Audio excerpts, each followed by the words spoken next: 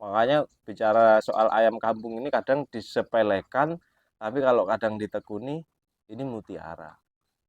Oke, Saya sudah luar membuktikan. biasa. Ya ini mutiara. Justru ketika ada orang yang menyepelekan, justru saya senang karena dia akan terus terdoktrin, wah nggak ada hasilnya. Jadi istilahnya ya nggak akan banyak persaingan. Kalaupun memang ayam kampung ini mudah dipelihara, tantangannya di satu hal lagi. Kalau ayam ini mudah dipelihara, orang udah pelihara semua. Ya, Orang betul. udah pelihara semua dan itu akan berimbas dengan overpopulasi dan harga jualnya juga akan berimbas. Sama halnya dengan komoditi pokok karena menurut saya ayam ini adalah termasuk komoditi pokok. Dan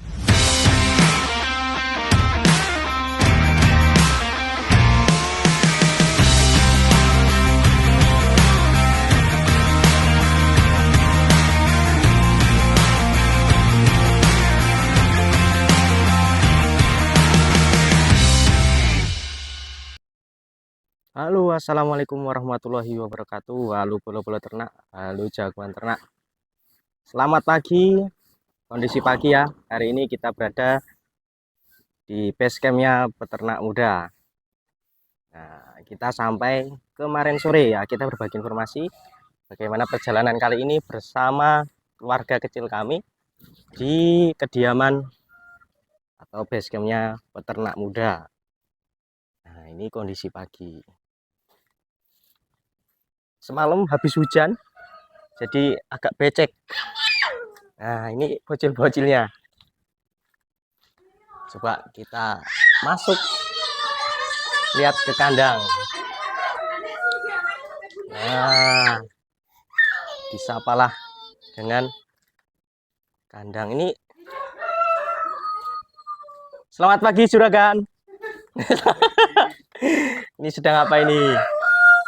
nyambung kabel Oke, penyambungan kabel untuk isolasi untuk ayam-ayam yang kurang sehat kayaknya ini ayam apir di molting ya kayak gini. Oh keren rek jago kondangnya. ya belajar dari peternak muda lah. Tuh. Halo. Oke, mantap. Tes suaranya. Cek aman-aman. Oke. Jadi gini kan kawan, hari Minggu sempetnya hari Minggu ya kita mainkan hari Minggu ya. Ini ayam Hubbard atau Saso ya. Ayam Prancis, ini emaknya ayam ulu.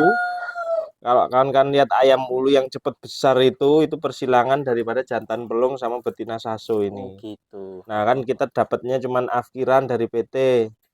Nah, kemarin kita babat habis, kita nggak lihat kondisi ayam di molting semua. Hasil ya, karena syarat molting itu sebenarnya harus lihat kondisi ayam. Ayamnya kurang sehat jangan di molting. Ini kena di pencernaan ya. Kena di pencernaan. Biasanya pas recovery kayak gini banyak yang mati karena tadi ini nggak makan, tiba-tiba masuk makan, pencernaannya agak terganggu. Dapat ilmu baru ini. Jadi ketika ayam sudah habis masa produksi belum tuh itu? Udah akhir, iya udah akhir. Gitu. Terus tapi didaya gunakan kembali dengan cara Molting. molting. Molting. Kan kalau ini Mas, susahnya ayam ini kita nggak bisa dapat sih bibitnya. Kita cuma dapat afkiran dan itu pun hanya betina. Padahal ayam ini untuk materi persilangan ya jos banget. Jos banget. Kalau ada yang ngomong kayak nanti dagingnya kayak ulu enggak. Sebenarnya ulu itu untungnya itu ulu enggak pakai bangkok, Mas. Nek ulu pakai bangkok itu karakter pedagingnya, ayam pedagingnya itu jos. Cuman kan ulu memaksakan supaya bisa disebut kampung dengan merasukkan ayam lokal Indonesia, ayam pelung, ben iso disebut kampung.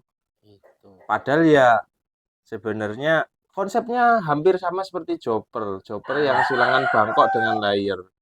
Cuman dia memang pertumbuhannya pelung sama ulu ini cepat. Nah, kekurangan di pelung ini kan dagingnya koyor. Sebagian kan dimasak rontok. Sebagian. Ya itu tergantung daerah sih. Tapi kalau di sini ya itu kendala ayam ulu. Pertumbuhannya cepat, harga DOC-nya juga lumayan lah, bukan mahal. Makanya ayam Hubbard ini yuk kita masak nyuting yang sakit, kita lihat yang nggak sakit aja. Makanya lebih seger. Makanya yang Hubbard ini itu kita gunakan untuk persilangan. Ini yang udah persilangan nih Mas. Nih. Ini hasil persilangan dari Spleket Sasek sama Hubbard tadi, Saso tadi. Jantan pakai Jan Australorp ini ya. ini pakai Australorp belum selesai. Nah, lokalnya belum masuk. Nah, ini kan nih. Nah, sampai lihat tuh. Dia nggak sependek Sasonya, dia udah mulai agak tinggi, kita udah silangin. Nanti ini saya isi Australorp biar darahnya lebih banyak lagi, produksi telurnya lebih banyak. Nanti baru di finish dengan Black Permut 2. Mantap, yang ada darah lokalnya, kita kejar daya tahan dan segala macamnya. Harus dikomplitin kalau nyilangin itu. Oke. Lek gak betah ya tunggu aja dadine. Nah, itu. Kalau yang nggak sabar-sabar pengen main cepet ya udah pakai produk jadi gitu Mas ya. Oh, susah. Bukan saya ini Mas ya. Kalau kita melakukan litbang penelitian dan pengembangan itu siap-siap pemikirannya itu pecah-pecah. Contoh kayak ini Mas. Nih sepleket sasek nih. Saya orangnya buka-bukaan. Kalau ada yang sakit-sakit, ini kita nih kayak gini nih kendalanya. Karena induknya itu di sono induknya masih di negara lain yang iklimnya nggak sama dengan kita ya. Kita iklim tropis, di sono kan iklimnya ada salju dan segala macamnya. Ini 30 butir waktu itu saya udah seneng. Fertilnya 27. Rekor nih kan ngimpor telur fertil 27. Nah, tas 24. Nah, yang 3 dimakan kucing, sekarang sisa 5 Mas. Yang ini udah hidup segan mati tak mau. Ini namanya proses daripada seleksi alam. Justru malah bagus. Bagusnya apa? Dari sekumpulan ayam impor itu, ketika nanti dia lolos seleksi alam, itu yang pas untuk disilangkan. Jadi dia udah seleksi dengan alam Indonesia ini, dia udah beradaptasi. Yang 4 ini kan seger-seger nih, kecuali yang ini kan. Yang 4 ini seger-seger. Nah, ini juga saya ngerawatnya nggak tak spesialkan. Kita mau litbang nih, penelitian bener-bener nih. Mana lu kalau kuat ya kita pakai gitu kan. Kalau kuat kita pakai menyilangkan. Oh no Mas. Jadi kandang ini sini gorisi persilangan tok Mas. Nah, kayak Saso kita silangkan dengan Black Permut 2 supaya gunanya kita menambah karakter daging, bisa karakter ayamnya, dalam artian yang tadinya mungkin daya tahan kalau bukan ayam kita agak melemah ya. Udah kita mainkan dengan Black Permut 2 kita atau ayam breedingan kita yang kental dengan darah lokal. Kalau silsilah itu semua sudah tak dokumentasikan di YouTube. Dulu ada ayam hutan merahnya, ada kedunya, ada plungnya, masuk semua. Jadi persilangan saya yang dari 2015-an itu masih terpakai sampai detik ini. Masih terpakai. Tidak ada yang sia-sia kalau dalam proses persilangan ala peternak rumah itu nggak ada yang sia-sia. Jadi silahkan antar ayam luar negeri atau bukan ayam lokal kita silahkan dikawinkan. Nanti kalau kita mau menambah daya tahan, ayam jadi kita yang sudah ada darah lokal masukkan. Atau juga ada dua cara, ayam lokal kita upgrade dengan ayam-ayam yang ada yang dengan produksi telur baik pertumbuhan. Karena tidak bisa dipungkiri Mas, ayam lokal kita itu produksi telur yang paling bagus itu namanya cuman ayam kedu. Ayam kedu itu nomor 1 di Indonesia dari segi produktivitas telur. Yang kedua, ayam lokal kita dari pertumbuhan itu ada plung, ada gaok, ada merawang. Sebenarnya kalau kita mau berkaca, merawang ini nih seperti pemain bola. Naturalisasi sebenarnya dulunya itu ayam Lignan ya, ayam Lignan dibawa pekerja Cina ke Bangka dulu seperti itu sebenarnya. Cuman dengan materi-materi yang ada itu kita gabungkan, kita silangkan untuk membentuk ayam-ayam yang dalam artian unggul produksi telur, unggul pertumbuhan. Nah, lantas bagaimana, ada yang bertanya nih, sekarang saya bahas di channelnya Mas Rizky ya, Jago Kondang Farm. Nanti ayam itu bagaimana bisa beradaptasi? Sama halnya seperti merawang. Merawang dulu itu bukan dari kita, dari Cina. Asal usulnya sebenarnya. Nah, lambat-lambat laun sampai bisa diaku dengan ayam lokal Indonesia. Intinya adalah adaptasi itu tadi. Contoh seperti Australorp. Australorp sudah banyak menyebar. Itu nanti lama-kelamaan akan menjadi, bisa berpotensi akan menjadi ayam lokal kita. Karena pada dasarnya ayam-ayam yang kita datangkan ini adalah ayam kampungnya versi orang-orang bule di sana. Australorp ya ayam kampungnya orang Australia. Baretrok ayam kampungnya orang Amerika sebenarnya sama. Makanya ke depan ya dengan adanya ayam-ayam itu dari sudut pandang yang berbeda-beda, ada yang nggak setuju, ada yang kayak ini. Bagi saya namanya kita usaha, kita akan mementingkan yang pertama adalah keuntungan. Wah, nanti ayam kita akan punah. Masih ada pemerintah lewat Balitnaknya, Badan Penelitian Ternaknya itu masih ada. Itu tugas pemerintah. Itu tugas pemerintah. Tugas Iya, kita iya, iya. gimana kita mendesain ayam kita supaya kita untung. Karena kalau kita mindsetnya nanti punah nanti ini, kita dengan karakter ayam yang seperti itu ya garuk pala mas, harganya udah harga pakan mahal ini. Nah, kaitan pakan ini. Hmm. Kemarin beberapa konsumen tuh ngomongnya, aduh makan ayam kampung tapi pakannya dikasih pur ya sama aja mas, ayam broiler, ayam ras ini. Nah, gitu. Itu gini mas, eh kalau boleh saya jelaskan Heeh. kembali lagi ke karakteristik dagingnya. Kalau ayam broiler dagingnya nggak akan merah mas, warna daging dia tidak akan merah kalau ayam broiler. Kalau ayam kampung akan ada merah-merahnya. Belum lagi kalau nanti kita bicara serat.